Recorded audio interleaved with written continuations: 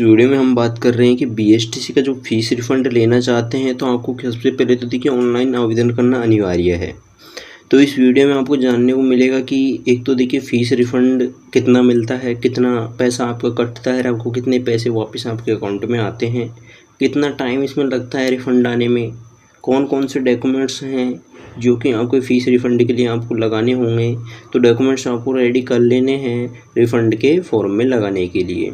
साथ में रिफ़ंड का फॉर्म कैसे भरना होता है, रिफ़ंड की प्रक्रिया क्या होती है, कौन कौन सी ज़रूरी बातें हैं जिनका आपको ध्यान रखना है रिफ़ंड देने के लिए।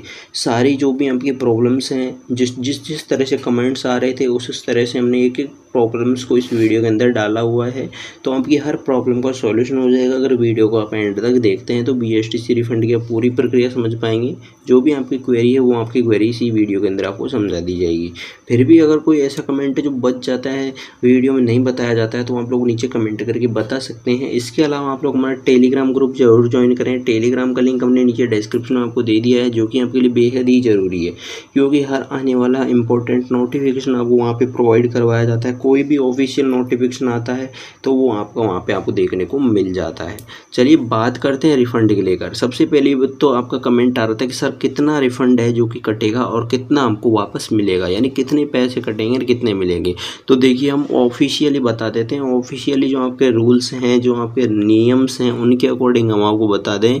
तो देखिए एक एक करके हमने अच्छे से यहाँ पे आपको समझाने की कोशिश की है कि अगर किसी विद्यार्थी को, देखिए सबसे पहले तो आपको देखिए अगर कोई भी विद्यार्थी है जिसको कॉलेज आवंटित नहीं हुआ, यानी जिसने 3000 रुपये दे दिए, चलो आपने 3000 रुपये दे, ठीक है, तो आपके क्या करेंगे 100 रुपये काटे जाएंगे। यानी कितने रुपये कटेंगे, 100 रुपये आपके कटेंगे और आपको 2900 रुपये है जो कि वापस मिल जाएंगे। तो ये तो है आपका क्या, कॉलेज आवंटित नहीं होने पर। अब किसी विद्यार्थी को क्या होगा, कॉलेज तो मिल गई लेकिन उसने क्या नहीं की, रिपोर्टिंग नहीं की, और आपने कितनी फीस दी, आपने भी 3000 फीस दी, तो आपके 500 रुपये कटेंगे, 2500 रुपये आपको मिलेंगे।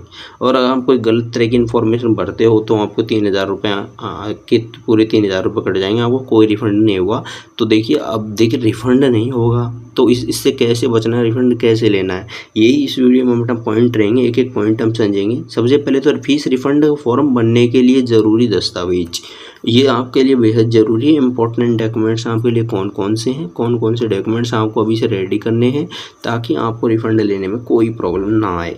देखिए सबसे पहले तो आपको देखिए काउंसलिंग आईडी और रजिस्ट्रेशन नंबर की आवश्यकता होगी। बीएसटीसी काउंसलिंग के समय आपको मिली हुई जो आईडी है, यानी जो आपकी काउंसलिंग आईडी है, रोल नंबर के नीचे लिखी हुई थी वो आपकी काउंसलिंग आईडी, और आपको रोल नंबर के थ्रू या फिर आईडी पासवर्ड के थ्रू आपको अपना फॉर्म जो कि खोलना होता है।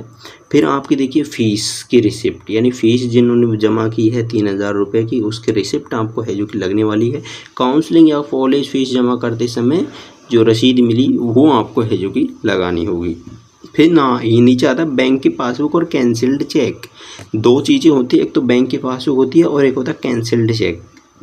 मोस्टली विद्यार्थी बैंक की पासबुक ही डालते हैं और एक कैंसिल्ड चेक होता है, आप कैंसिल्ड चेक भी लगा सकते हैं। देखिए यहाँ पे बैंक की पासबुक में से आपको bank account number, IFSC code और बैंक का नाम और अकाउंट होल्डर का नाम आपको लगाना होता है।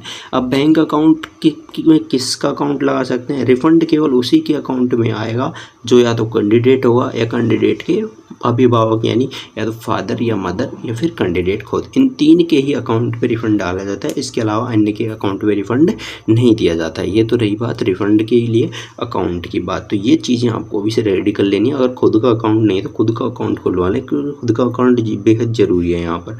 फिर यहाँ पर देखिए आधार कार्ड है आइडेंटिटी प्रूफ के लिए, मोबाइल नंबर है और ईमेल आईडी जो कि हमने काउंसलिंग के समय में दिए थे, और कॉलेज रिपोर्टिंग से जुड़ा जो डॉक्यूमेंट्स है, यदि रिपोर्टिंग की हो तो, यदि आपने रिपोर्टिंग कर दी है तो रिपोर्टिंग स्लिप मिली होगी, कॉलेज अलॉटमेंट लेटर अगर आपने कॉलेज ज्वाइन किया है और छोड़ना पड़ा हो तो आप ये है जो कि 6 पॉइंट को ध्यान में देख सकते हैं। अब ये आपके लिए काफ़ी इंपॉर्टेंट पॉइंट्स हैं, जिसमें कि देखिए कुछ विद्यार्थियों को कमेंट्स आ रहे थे कि सर डॉक्यूमेंट्स की कॉपी कैसी लगानी है। तो देखिए यहाँ पे लिखा है सभी डॉक्यूमेंट्स की स्कैन्ड कॉपी और आपको साफ फोटो अपने पास में क्या करनी है, रखनी है। क्लियर कर लें एक चीज़, ये चीज़ बेहद ज़रूरी है। काफ़ी विद्यार्थियों का फॉर्म है जो कि रिजेक्ट होता है फॉर्म की कॉपी साफ़ नहीं होने की वजह से। तो आप अच्छे से फॉर्म में जब भी अपलोड करो, खुद भी फॉर्म भरो तो साफ़ एकदम क्लियर पिक्चर है जो कि उसमें अपलोड करना। बैंक डिटेल बिल्कुल भी आपको गलत नहीं भरनी है, अदरवाइज आपका रिफंड है जो कि कैंसिल हो सकता है, फेल हो सकता है। और आवेदन कहाँ से करना है? आवेदन ओनली BSTC का ऑफिशियल वेबसाइट से करना है, जो कि आपकी VMOU कोटा की ऑफिशियल वेबसाइट है, उसके थ्रू से ही आपको है जो कि BSTC के लिए यहाँ पे रिफंड के लिए आवेदन करना होगा। अब यहाँ पे देखिए, यानी एक तो यहाँ पे क्लियर लिखा गया है कि BSTC रिफंड फॉर्म भरना चाहते हैं तो आपको किस तरह से भरना होगा, एक एक करके स्टेप वाइज हमने यहाँ पे क्या किया आपको हिंदी में समझाया गया। तो ध्यान से सुन लें BSTC का रिफंड फॉर्म कैसे भरना है।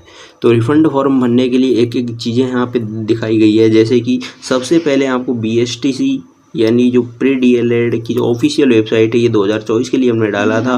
तो यहाँ पे 2025 के लिए जो हर साल वेबसाइट बदलती है इतना फिक्स है, तो 2025 की जो ऑफिशियल वेबसाइट है जिसके थ्रू आपने फॉर्म भरा, अपना रिजल्ट देखा, अपना काउंसलिंग करवाई, उसी के थ्रू आपको BSTC रिफंड फॉर्म भरना है। वहाँ पर आपको क्या होगा कि फ़ीस रिफंड के फॉर्म का लिंक देखने को मिल जाएगा। अभी ये लिंक कब मिलेगा? जब भी ये लिंक आएगा तो आपको ये लिंक हम है जो कि नोटिफिकेशन प्रोवाइड करवा देंगे कि दोस्तों आपको फ़ीस रिफंड के फॉर्म शुरू हो गए ना, और रिफंड का फॉर्म भर दें। अब रिफंड का फॉर्म कैसे भरना है, देखिए फ़ीस रिफंड फॉर्म का जब लिंक मिल जाए तो आपको क्या करना है, उस पर क्लिक करके कैंडिडेट ID जैसे कि काउंसलिंग ID है और पासवर्ड डालकर उसको क्या कर देना है, लॉगिन कर देना है। अगर पासवर्ड भूल गए तो आपको फॉरगेट पासवर्ड का ऑप्शन दिया ही देगा, उसके थ्रू आप पासवर्ड रिसेट कर पाएंगे। उसके बाद में आपको रिफंड फॉर्म खोलें और रिफंड फॉर्म खोलने के बाद में लॉगिन के बाद में रिफंड एप्लीकेशन फॉर्म ऑप्शन चुनना है। आपके सामने पूरा फॉर्म है जो कि खुल जाएगा। फॉर्म खुल जाता है, उसके बाद में देखिए आपको क्या क्या चीज़ें डालनी होती है, जैसे कैंडिडेट का नाम डालना होता है, काउंसलिंग ID डालनी होती है, माता पिता का नाम डालना होता है, मोबाइल नंबर ईमेल ID डालनी होती है, बैंक का नाम डालना होता है, बैंक अकाउंट नंबर डालना होता है, IFSC कोड आपको यहाँ पे डालना है, उसके साथ में अकाउंट होल्डर का नेम डालना है और डॉक्यूमेंट्स अपलोड करने हैं। डॉक्यूमेंट्स में आप लोग देखिए बैंक की पासबुक अपलोड कर सकते हैं या फिर कैंसिल्ड चेक भी अपलोड कर सकते हैं। फीस रिसिप्ट और यहाँ पे चालान वगैरह भी बताए गए हैं, आधार कार्ड है, ये चीज़ अपलोड करने के बाद में आवेदन को क्या कर देना है, सबमिट कर देना है। ये सबमिट बटन पर क्लिक करना है और आवेदन को आपको सबमिट कर देना है।